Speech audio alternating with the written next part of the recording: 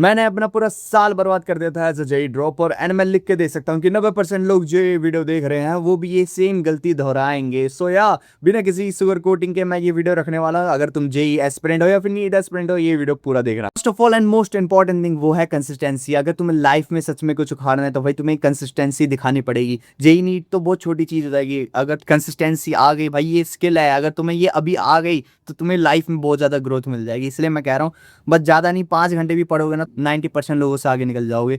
सो या कंसिस्टेंसी से पढ़ना। एंड सेकंड चीज़ है सिलेबस। देखो सिलेबस बंदे कहते हैं कि 100% करना चाहिए, टीचर भी कहेंगे तुम्हें कि भाई 100% सिलेबस करो, मान लिया उनकी बात सही है, but the thing is majority people, मेरे को भी इंक्लूड करके, फक आईआईटी, हम आईआईटी देखने भी नहीं सकते भाई, हमें को टियर 1 कॉलेज मिल जाए यही बड़ी बात है। इसलिए फर्स्ट ऑफ ऑल तुम जनवरी में वही सिक्योर करने की कोशिश करो।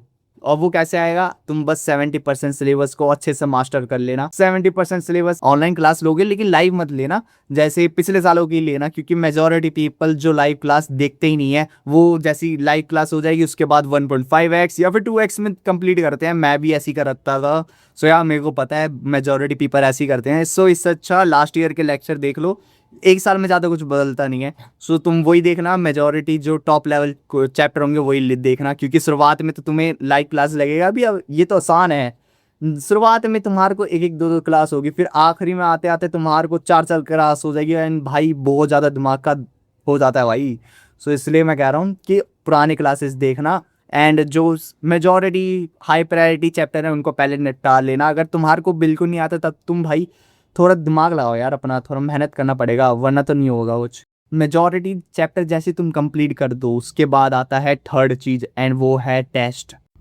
बिना किसी झूठ के मैं तुम्हें दिखाना चाहता हूँ प्रूफ के साथ कि मेरे टेस्ट में कितने नंबर आए थे और कैसे कैसे मेरा चल रहा था। तो बात ऐसे है, पहला मेरा आया था एक सैचुरेशन पॉइंट, वो है 60 70 के नंबर के बीच में। फिर उसके बाद तुम्हारे को थोड़ी सी वेरिएशन दिखेगी, वो बाद में जाके वापस से मेरे 90 के रेंज में आके अटक गया था। मैंने बाद में AYJR दिया था तो उसमें लगभग 90 के आसपास नंबर आए थे एंड मेरे फाइनल पेपर के आसपास में भी उतने ही नंबर आए थे। सो यार यही था सीन। ऐसे सैचुरेशन पॉइंट भाई धीरे धीरे करके आते रहेंगे तुम्हारे को। कभी अगर ऐसा कोई बंदा बता रहा हो जो एकदम एक्सपोनेंशियली ग्रो कर रहा है, वो भाई बस तुम्हें फोमो दिखाना चाहता है, जैसे हमारे साथ हुआ था हमारे वाले यूट्यूब कम्युनिटी में। मैं उसके बारे में बताऊंगा नहीं, लेकिन ऐसा हुआ था। तो यार तुम ज़्यादा सोचो मत इसके बारे में, बस तुम्हें रोजाना भाई टेस्ट देते रहना है। जैसे तुम्हारा 10 15 दिन हो जाए टेस्ट दे दो भाई, ज़्यादा कुछ सोचो मत। टेस्ट देना is very very very important. जैसे मैंने बताया कि mock test is very fucking important, उसके मैं एग्जांपल भी देना चाहूँगा। मेरा एक दोस्त था DTU कॉलेज में, मैथमेटिक्स एंड कंप्यूटिंग ब्रांच में है वो। एंड उस बंदे ने मेरे को बताया है उसने 45 मॉक टेस्ट दिए थे 45 दिन में। Can you imagine 45 mock test? इतने तो मैंने भाई अपने पूरे ड्रॉप ईयर में नहीं किए। तो यार ये थोड़ी गड़बड़ कर दी थी मैंने, मेरे को भी पता है, but it is what it is. And उससे उसको एक सेचुरेशन पॉइंट मिल गया था 150 140 के आसपास का। लेकिन पेपर में हल्का फुल्का प्रेशर रहता है तो उसके चक्कर में उसको 130 नंबर के आसपास ही बने।